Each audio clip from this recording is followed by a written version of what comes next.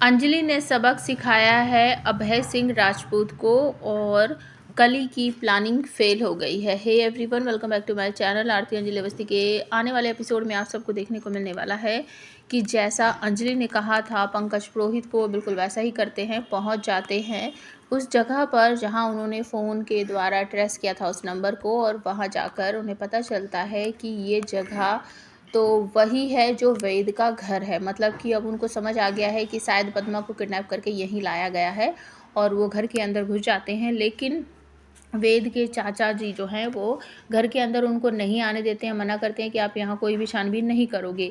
और तभी वो अपने गुंडों को आवाज़ लगाते हैं, यहाँ पर कोई है क्या? तो बहुत सारे गुंडे अंदर से बाहर निकल कर आते हैं और पंकज पुरोहित और उसकी टीम को रोकते हैं। लेकिन पंकज पुरोहित निकाल लेते हैं अपनी गन और सर पर रख देते हैं वेद के चाचा की, और उसके बाद कहते हैं कि अब देखते हैं हमें कौन रोकता है। तो धीरे धीरे करके वो सभी जगह अपनी सर्च टीम को भेज देते हैं कि सभी जगह ढूंढो, कुछ ना कुछ ज़रूर मिलेगा।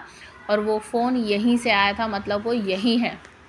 तो वहाँ उन्हें एक पुराना सा फ़ोन मिलता है जब उनकी सर्च टीम ढूंढती है, और तभी वो फ़ोन करके बता देते हैं अंजलि को कि यहाँ से एक पुराना सा फ़ोन मिला है जिसमें वही नंबर है, हमने चेक कर लिया है। तो अंजलि कहती है कि ठीक है सर, आप इन सबको अरेस्ट करके दिल्ली लेकर आइए और उस फ़ोन के बारे में पता लगाइए कि आखिर ये फ़ोन नंबर है किसका। और बिल्कुल पंकज पुरोहित वैसा कहते हैं कि हाँ, मुझे भी बिल्कुल ऐसा ही करना है। ये बात मेरे दिमाग में पहले क्यों नहीं आई कि मैं ये नंबर देखूँ किसका है। और उसके बाद अंजलि वहाँ से निकलने वाली होती है, तभी अचानक से वेद और आरती आ जाते हैं। और वेद आरती ये फैसला करते हैं कि हम मंदिर में जाकर शादी करेंगे, वेद मेरी मांग में सिंदूर भर देगा।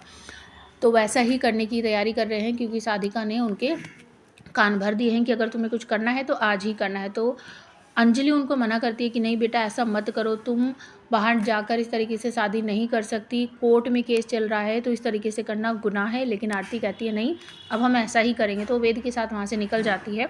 अंजलि जैसे ही उनके पीछे जाने लगती है तो अभय सिंह उसको रोक लेता है और वहाँ जाने नहीं देता है। तो अंजलि उसको सबक सिखाती है और कहती है मैं इस घर की मेड जो आप कहोगे मैं वही नहीं करूँगी, मैं जा रही हूँ यहाँ से। और वो अभय को धक्का वक्का मार के वहाँ से निकल जाती है, और बाहर जाकर वो ढूंढ रही है कि आरती और वेद कहाँ गए हैं। और तभी उसे पता चलता है कि वो एक मंदिर में है, और वो वहाँ जाती है भागकर। वेद बस आरती की मांग भरने ही वाला होता है, तभी जाकर अंजलि उसका हाथ पकड़ लेती है और रोक देती है कि तुम ऐसा नहीं करोगे।